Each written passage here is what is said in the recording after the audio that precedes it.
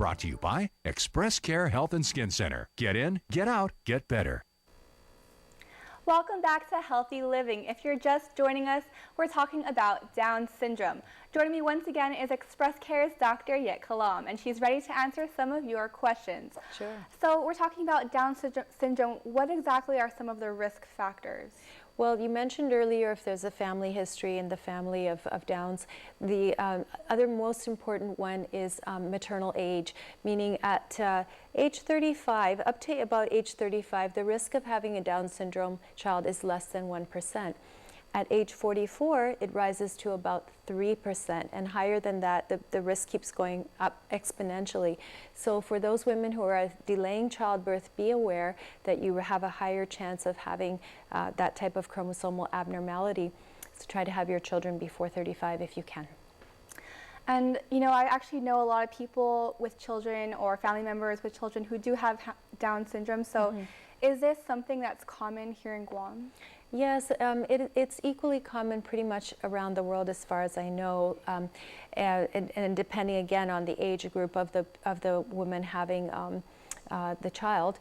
But there's a huge variation in children with Downs. There's not just one kind of Downs person, because there's a huge range in their development. Some have a higher intelligence, they're able to function independently, they're able to, you know, survive on their own, and others need tremendous amount of care and need to be cared for throughout their lives and have so many health problems. So there isn't just one sort of type, so there's a lot of variation.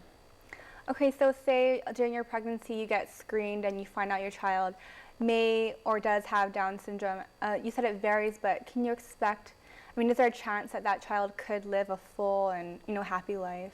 Well, the word happy is really interesting, because many Down's children are incredibly loving and beautiful people, and you know, they're huggers, and they're very sensitive emotionally oftentimes, and they're sweet, and they seem to be very happy. They might get frustrated just like any human does, but could they live a full and happy life? I think you'd have to, you know, ask the parents of those children and see whether they're having a happy and full life. I think many would say sure they are. Okay, so one of our viewers from Talampago is asking, does the use of drugs or alcohol during pregnancy affect the chance of a child getting Down syndrome? Not so much. It really is a chromosomal problem that's more a genetic issue. Of course, drugs and alcohol during pregnancy can cause all kinds of other birth defects and neurological problems, the developmental delay, fetal alcohol syndrome. So don't use drugs or alcohol or smoke during your pregnancy.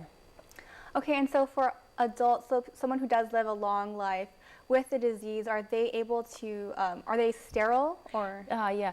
Very great question. The men are sterile because they do not produce any sperm, but the women are fertile. So they must be protected against predators in society, or just unwanted pregnancy, because they may not be able to really care for their child. Plus their child has a much, much higher chance of having, again, birth defects or other problems. So typically, if a woman with Down syndrome reaches reproductive age, some measures need to be taken to protect her from pregnancy. Okay, so one of our viewers from Sinahanya is asking, is iron dangerous for children with Down syndrome? Well, some children with Down syndrome do have different forms of anemia or blood disorders. I'm not so sure it might be dangerous for them, but it may not help their anemia because of the type of anemia that they have. Oh, so if a person, say, they don't have a parent or another child with Down syndrome, but they have a sibling, does that still increase the chance of the child having? It does increase their chance, and they can have prenatal genetic screening. You can have screening done before you even get pregnant. You can have genetic counseling done. This is done, the closest place I know of is in Straub in Hawaii, where you can go online and get an appointment and so on, and they would take your blood and your partner's blood and then be able to give you a risk. And there's actually online calculators too, risk calculators for Down syndrome. Of course, these are just, you know, risks. They're not reality, but they would at least give you a better idea of whether it's worth it for you to try to have a child or better for you to adopt or create a family another way. Okay, last question. Do you have any advice for people out there who are dealing with this disease day to day? Yes, I think for those of us who encounter a Down's person, please treat them like a normal human being. Be kind to them, be gentle with them. They are special people. Be kind to their parents and understanding, because their parents are dealing with a very oftentimes difficult and lonely job. And let's offer them our support. All right, thanks so much, Doc. Thank you. For your expertise. Any final comments? I don't have anything else to offer. Have a wonderful evening. Thanks again. If there's a topic you want us to cover, email me at healthyliving@kuam.com. We'll be back to wrap up the show when we return.